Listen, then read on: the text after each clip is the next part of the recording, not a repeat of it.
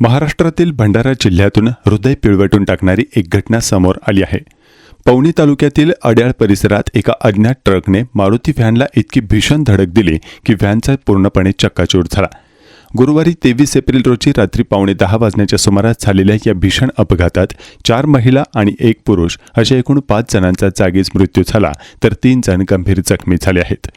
मिळालेल्या माहितीनुसार भंडारा जिल्ह्यातील पवनी तालुक्यातील कोंढाकोसरा येथे अड्याळ गावातून वरात गेली होती। विवाह सोहळा पार पडल्यानंतर वराती मारुती व्हॅनमधून आपल्या मूळ गावी अड्याळ येथे परतत असताना काळ बनून आलेल्या 10 चाकी ट्रकने त्यांना धडक दिली। घटनास्थळावरून मिळालेल्या माहितीनुसार अज्ञात ट्रकने समोरून जोराची धडक दिल्यानं व्हॅनचा पूर्णपणे चक्काचूर झाला। घटनास्थळावरील दृश्य अत्यंत हृदयद्रावक होते। भंडाऱ्याकडून पवनीकडे जाणाऱ्या भरधाव ट्रकने मारुती व्हॅनला समोरासमोर जोराची धडक दिली।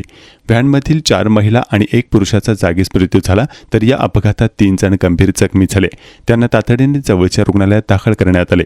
मृतांमध्ये 16 वर्षीय श्वेता नगरे, प्रभाकर चाचरकर, त्यांची पत्नी मुन्नी चाचरकर तसेच नैना नगरे आणि दुर्गा नगरे आई आणि मुलगी यांचा समावेश आहे। घायाळांमध्ये वरातीच्या नातेवाईकांचाही समावेश असल्याचं सांगितलं जात आहे। माहितीनुसार अड्याळ येथील सुदर्शन नान्हे यांचा विवाह शेजारच्या कोंढा गावात पार पडला होता। लग्नानंतर पाहुण्यांना परत आणताना हा भीषण अपघात झाला।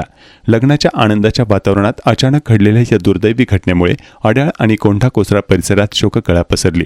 पोलिसांनी घटनेचा तपास सुरू केला असून फरार ट्रक चालकाचा शोध घेतला जात आहे।